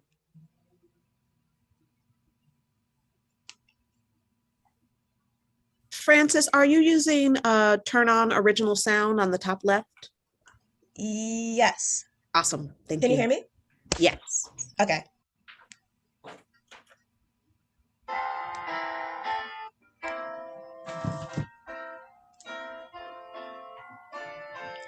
I'm a young Norwegian princess or a milkmaid. I'm the greatest prima donna in Milan. I'm an heiress who has always had her silk made by her own flock of silkworms in Japan. I'm a girl, men go mad for love's a game I can play with a cool and confident kind of air. Just as long as I stay in my own little corner, all alone in my own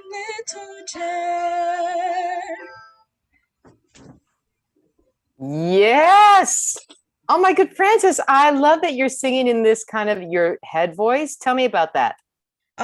Well, it's kind of what I've learned from school because they teach you everything in your head, sing very like head type voice. What's it feel like? Do you like singing in that part of your voice? I've grown to kind of prefer it because I feel more comfortable singing in my head voice now because I'm a soprano, so it's just easier for me that way now. Ooh, that's really interesting. Were you not a soprano before you I've started I've studying? always I've always been a soprano. I've just never really I always used to prefer singing alto because singing in my head voice always used to scare me. But now I'm kind of like used to it, so whenever I have to sing lower, I kind of get a little nervous. I So it's understand. switched. It's kind of flipped on me. Right. Okay. So they're really working on your head voice. Great. Okay, good. This is a specific style and this is a specific genre. Like, like this was not written in the last 60 years. When was Cinderella written? Do you know? I believe actually I'm not sure. Great. And who wrote it? Rogers and Hammerstein. Uh-huh. And what's her story? Who is she? Cinderella, she's a maid. She goes she cleans after her stepsisters and her stepmother. They never let her do anything. They lock her inside the house. She just dreams of going places. Okay. That's not what I got from you. That was a Okay. beauty. That's exactly who you are. You are a girl who is not meant to be a maid, but you're locked inside of a house and you clean every day for these abusive sisters and a mother. And the only thing you get is you get to dream. And that's exactly who you are. So inside of this song, how can you have that dream? Is my question for you. Um, Can you show us that? That's all. I mean, that's really the only thing. That's my only thought for you. okay. Okay, and then I have a little technical thing. Say the word Milan, Milan, and now say Japan. Japan. So they're not said the same way in real life, but Oscar Hammerstein and Richard Rogers were super smart, and sometimes they would take words that weren't exactly the same, and they want you to rhyme them. So in this case, can you make the first word sound like Japan? Say the Mila. Milan, like Milan. Exactly. Okay. Yes. And in your world, you might even know that you're rhyming something because you're super smart as well. And that's one of the ways that you amuse yourself. Milan and Japan, right? So all of that is up for your usage, up for grabs for you to use. How smart you are that you play with your words. How smart you are that you know about silkworms. How incredibly well read you are that you can imagine that you live in another foreign country. How did you get that smart? Right? Yeah. Marian? Okay. Do you believe you're Cinderella? I mean, no, but I should.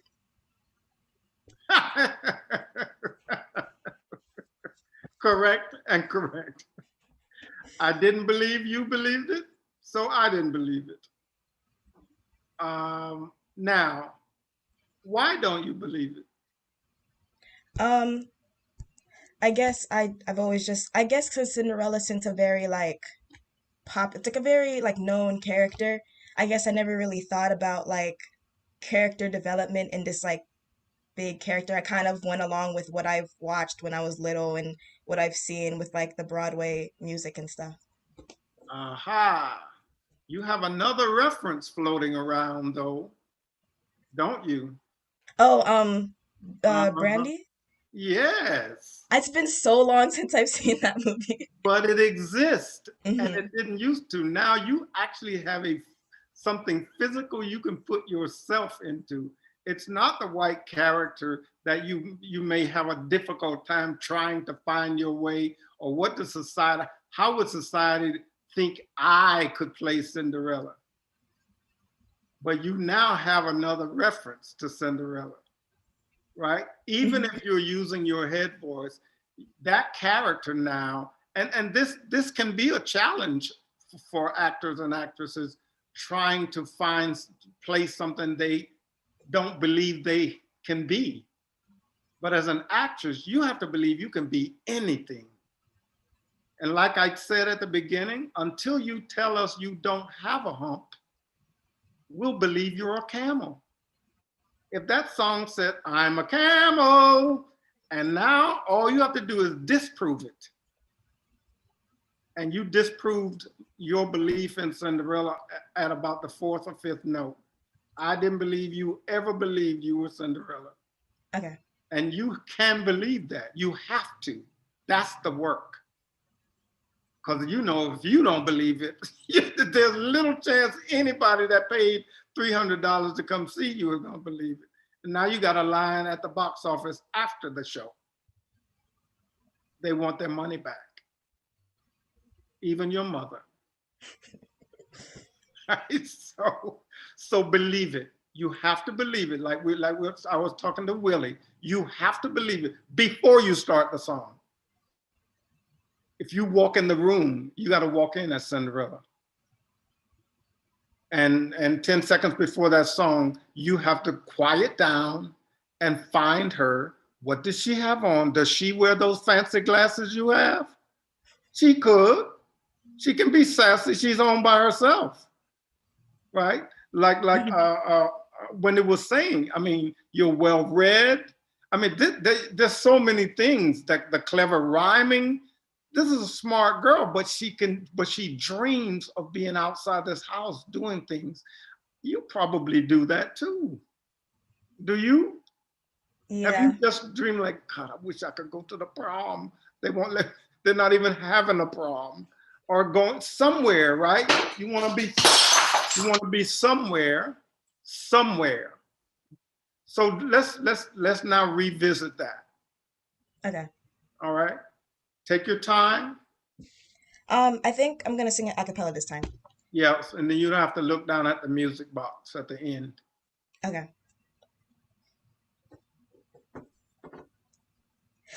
I'm sorry. I'm a young Norwegian princess or a milkmaid. I'm the greatest prima donna in Milan. I'm an heiress who has always had her silk made by her own flock of silkworms in Japan. I'm a girl, men go mad for love's a game I can play with a cool and confident kind of air. Just as long as I stay in my own little corner, all alone in my own little chair. Can you do it again and take your glasses off? Mhm. Oh my God, look. There's a U back there. Just do a few lines without the glasses and look at that green light for us. I know I hate Zoom acting, but it's all we got. Okay. I'm a young Norwegian princess or a milkmaid. I'm the greatest prima donna in Milan. I'm an heiress who has always had her silk made by her own flock of silkworms in Japan. I'm a girl, men go mad for love's a game I can play with a cool and confident kind of air. Just as long as I stay in my own little corner, all alone in my own little chair. Thank you. How'd that feel, Francis? It definitely felt different than the first time. I guess I guess taking off my glasses was just like a weird change, because like it made me zone out everything and just like think about who I am, because I can't really see without my glasses. And um just like thinking about the words and how I would like to express them as like who I see Cinderella as. Love that. Because, like Marion said, it's you. Like every character is you. So you are now thinking about, like, oh, how do I feel about this? What's it mean to me? And I saw that.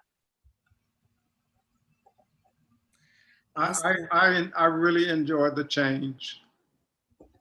And now I think you will always approach this more prepared to become this character. And that's wonderful.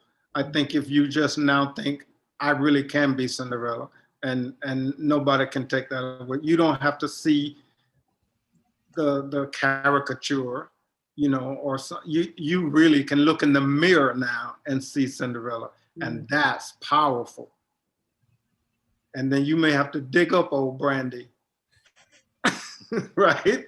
But you know, because you can be sassy, you know, you could sing in that book, but just the way you, because if you're home alone singing about, you know, all these far off places, and look to see what Milan looks like, and look to see what Japan looks like, and know what the silkworm forms look like, and then those things can be real for you, you know, and that's the homework again. But I mean, I think you went leaps and bounds between glasses, no glasses. Absolutely. First time, second time. Thank you. And you have a beautiful smile. Thank you. Thank you so much. Thank you, Francis. Wow. So a couple of things that I'm thinking about that I think we can start to put into practice this week is whether it's a song or a monologue, knowing who you are, knowing why you're saying, what you want.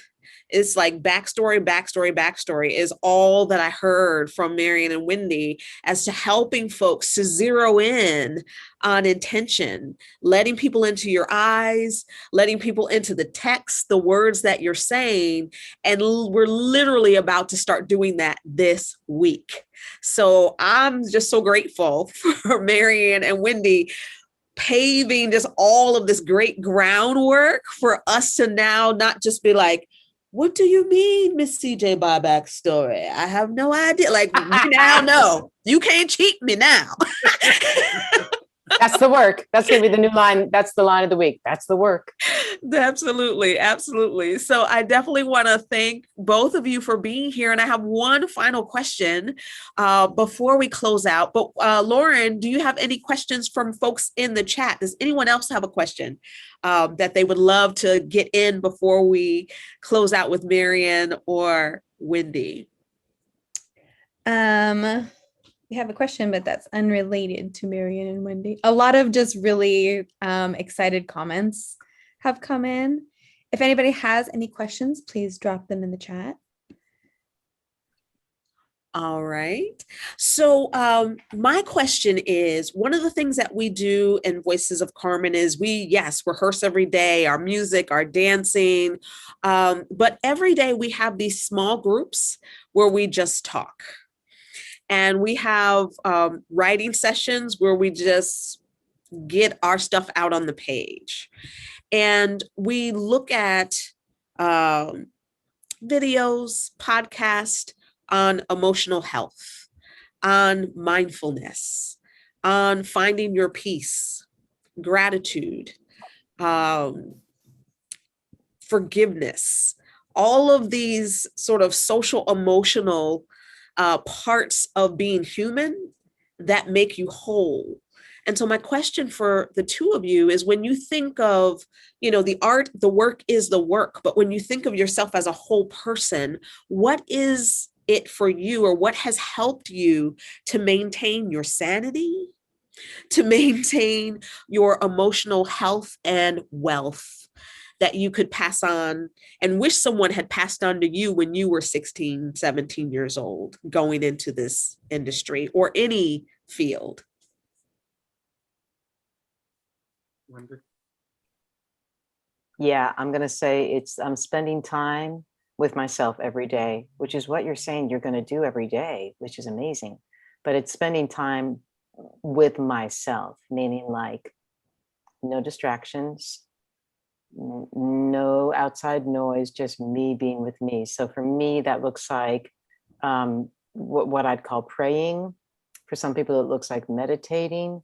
For some people, it might look like being still and just looking out the window. But I think that's a really big part of it is, can I be alone with me and my thoughts and slow down? Because in normal day to day, you know, it's like this. And we tend to live in a culture that is like a tsunami of information coming at us all the time. So for me, it's having time where that is gone and it's just me with me, so that I can bring that into the work.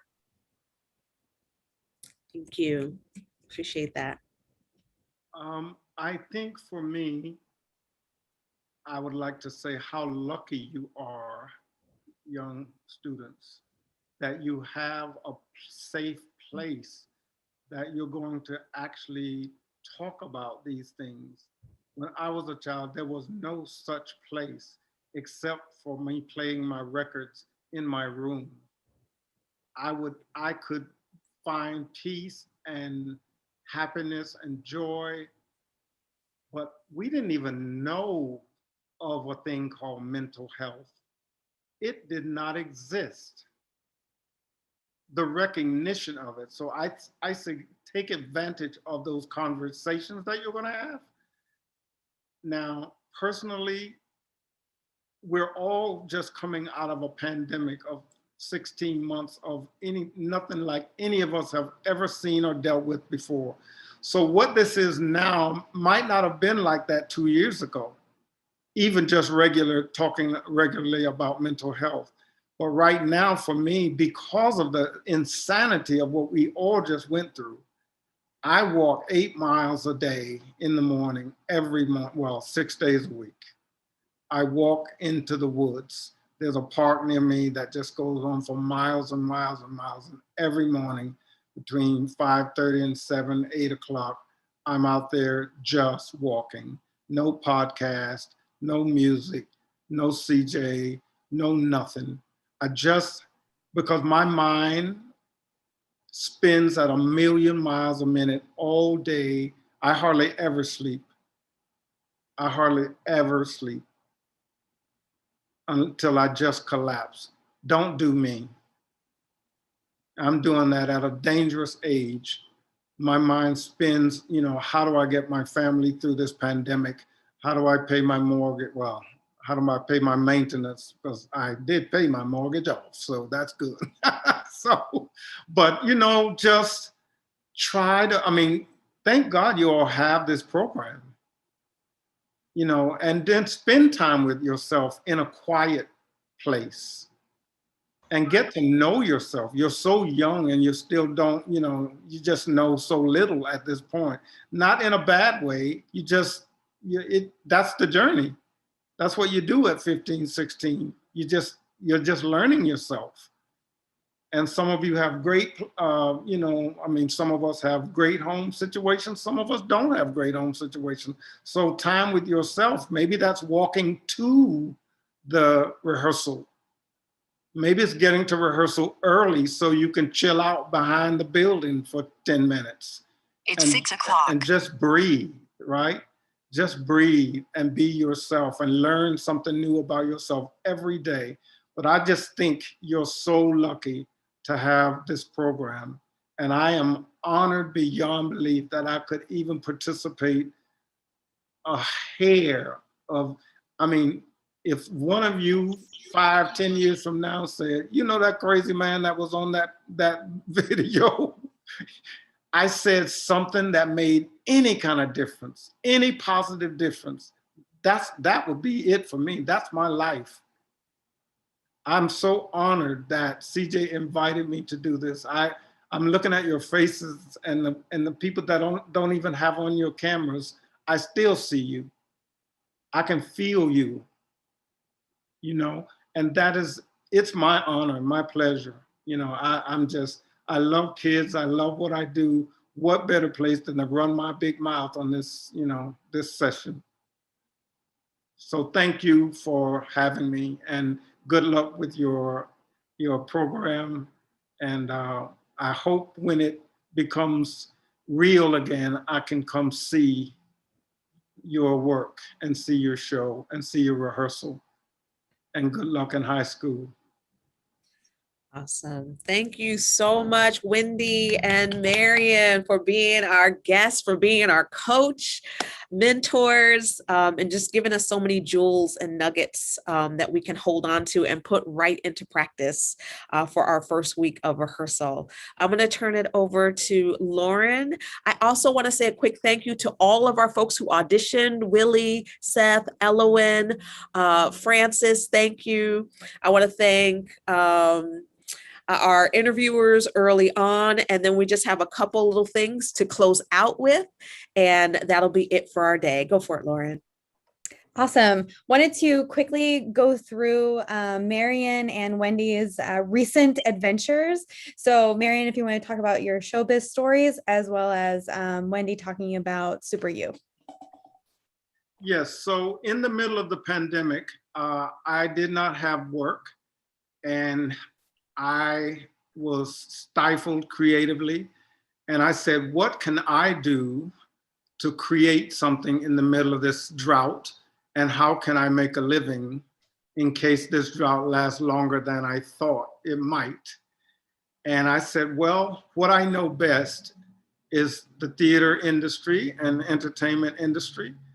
And I thought about sort of what we're talking about now and listening to Wendy and my stories. We all have these showbiz stories, right? That we tell backstage, on stage, on the bus, tell our families, like CJ, was talking to her husband about her voice, and just all actors, all stage managers, musical directors, choreographers, we all have these amazing stories that we tell each other. And I started to ask people for their stories, 5-minute stories. And I created a website called showbizstories.com. And I have celebrities and professional entertainment professionals from all walks of life on there telling 3 to 5 minute stories. Some are inspirational, some are really painful, some are make you laugh. It's turning into this thing. I love it. I love it so much because I hear now I'll be asking Wendy for a story because she has such a rich history in the industry.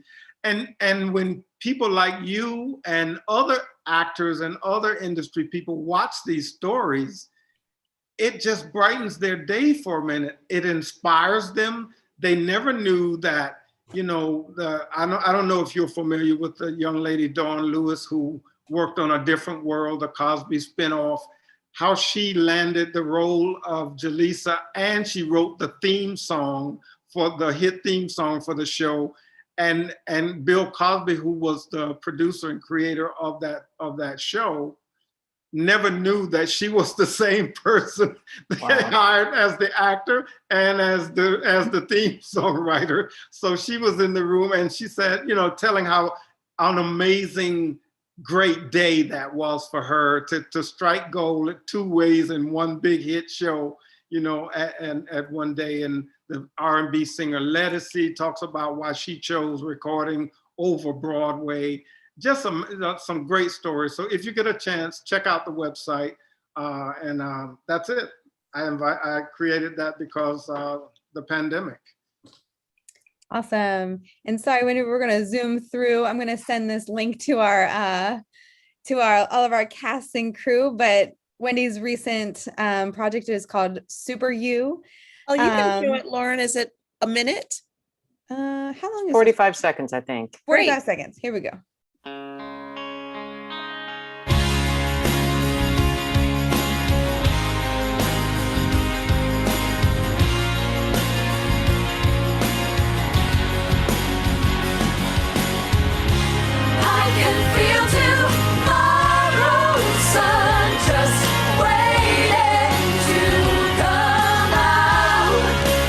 I drove 11 and a half hours to be here tonight.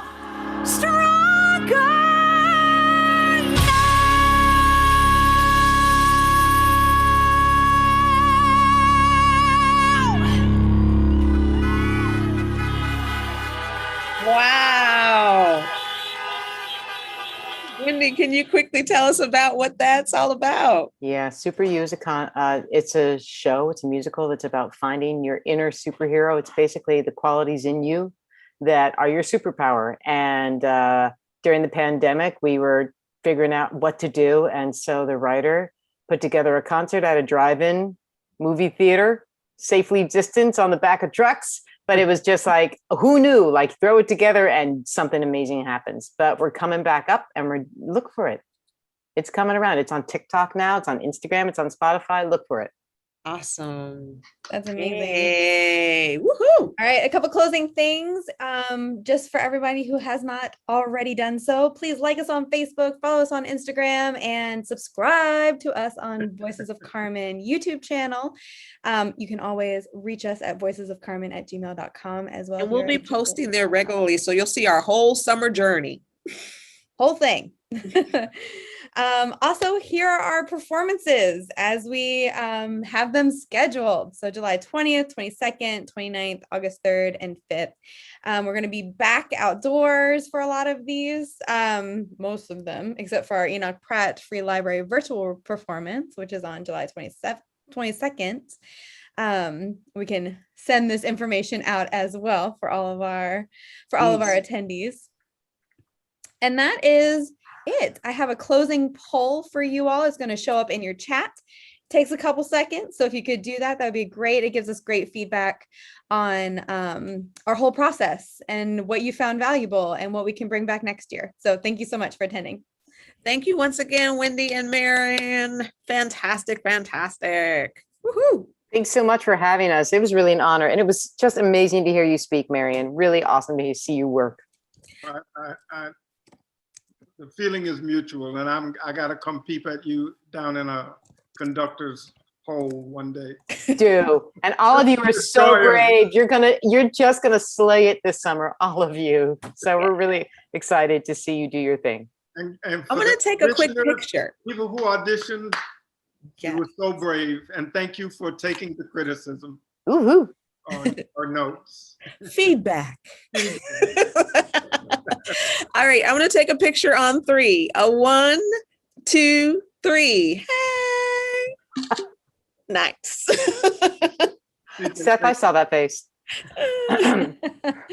So Lauren, if you want to play some music as folks do their survey and as Marion and Wendy head out, maybe Desert Rose. Wendy, you might not have heard this one. This is the top of Act 2 when our character Dominic, who plays a student in the classroom that's acting out the novella Carmen, realizes that this story hits close to home and it's his sister's story.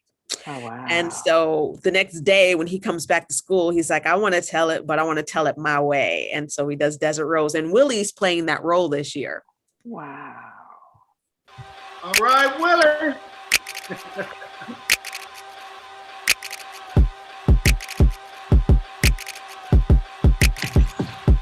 A desert rose in a dry, cool world, living much too fast for such a young girl. My sister, she was blooming on the rough side of town, and sometimes where you go keeps your mentality down.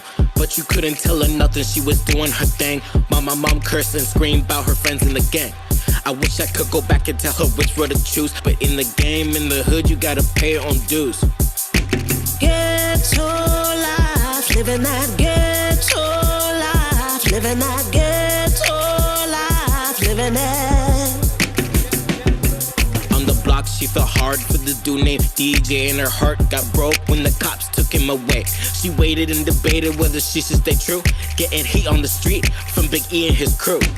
Ghetto life, living that ghetto life, living that ghetto life, living it.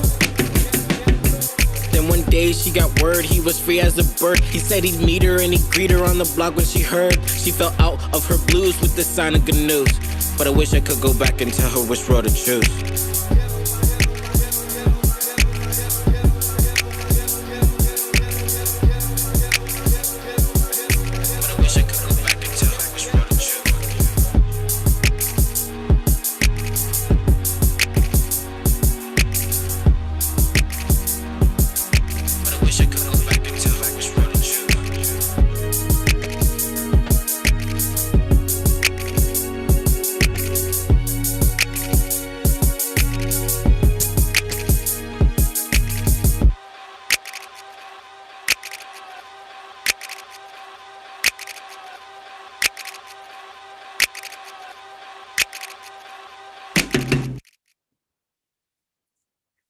All right. Thanks again, Wendy. Thank you, CJ. That was incredible. I cannot wait to see all of you do your thing. Okay. Take care. Okay. Thank you, everyone. Bye. Thank you. Thank you. Bye. Thank you. Bye. Thank you. Bye. Thank you. Thank you so much. First Bye. day. Whoop, Thank whoop. you guys. CJ, can you make me host? Sure. Bye, guys. Thank you once again. Thank you for this great opportunity. Truly is a blessing. See you tomorrow. See you All right, tomorrow, see you Seth. tomorrow. All right.